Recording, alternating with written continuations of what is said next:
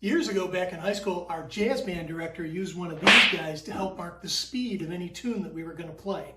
Now, of course, all musical time controls are digital, but what exactly is this thing and how does it work? To show you, we're going to have to go back to the beginning and do a full restoration on this guy because it was pretty busted up when we first found it. Let's get into it.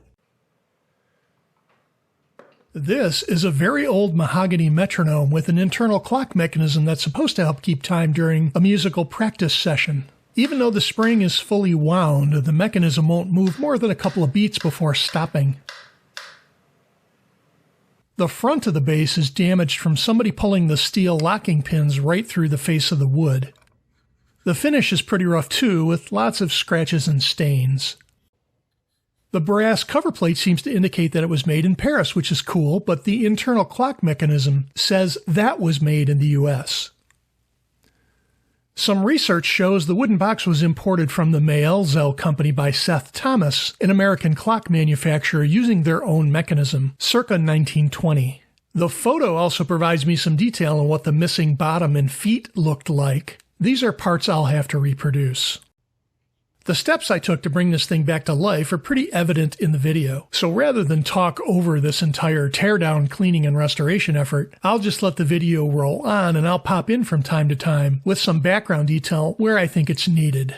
Wait until the end to see a pretty amazing transformation.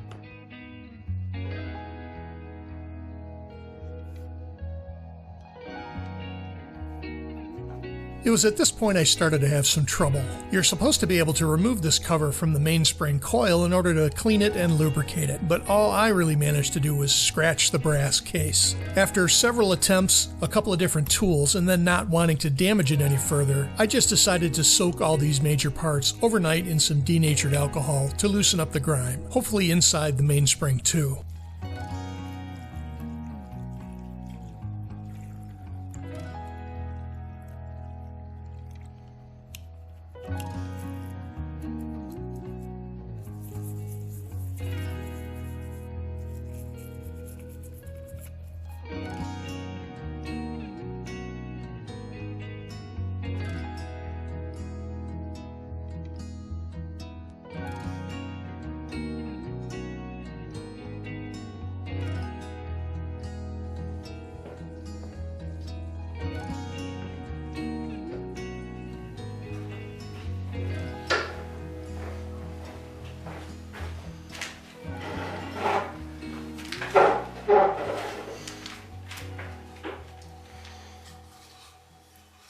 I've been wanting to try this Minwax Refinisher product for a while now, but needed a really old lacquer or varnish finish to use it. Now, I'm not sponsored by these guys, but the product is actually pretty amazing for dissolving old furniture finishes. It's nasty stuff though. Check out my gloves towards the end of this cleaning effort.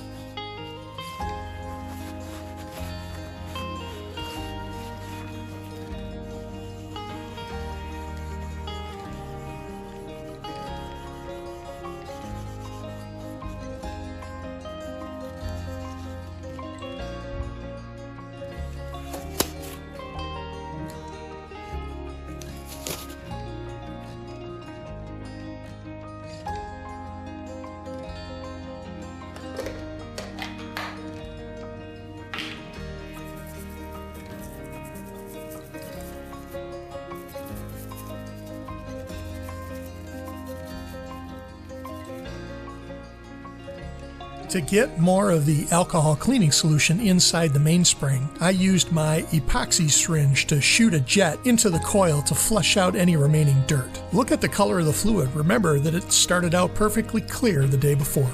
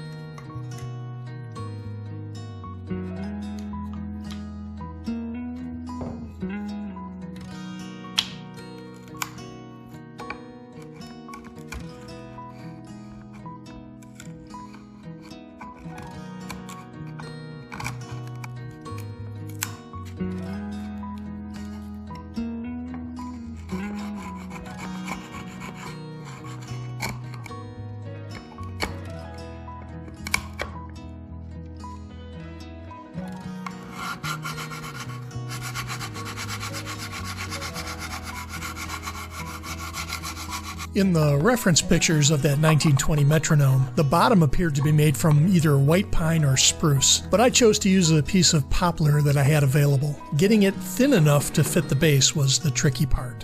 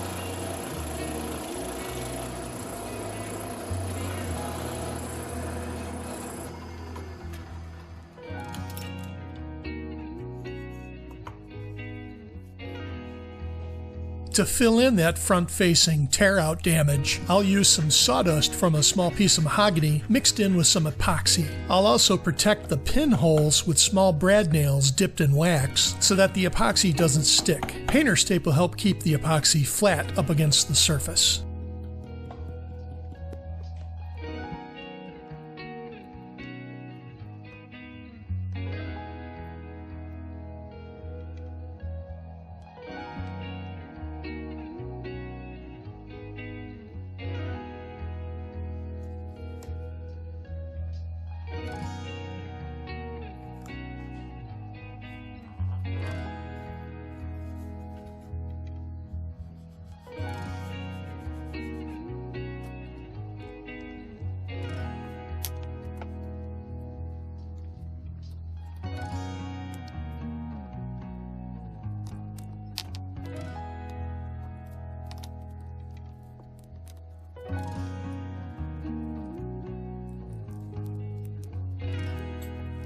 I'm unfortunately kind of a large human with big hands and fingers, which is perfect, I guess, for moving furniture or changing a truck tire on the side of the road, but not so great when fiddling in tight spaces with tiny little machine screws. I really struggled putting these parts back together and left an amazing collection of outtakes with colorful language out of this video, but persistence prevails. With the mainspring and escapement mechanism finally assembled, I added a small amount of light synthetic oil to all the rotational parts, namely the tiny steel spindles that fit into the brass armature. After that, the project entered its final phase with a little finish sanding, a gloss finish, and then the final assembly.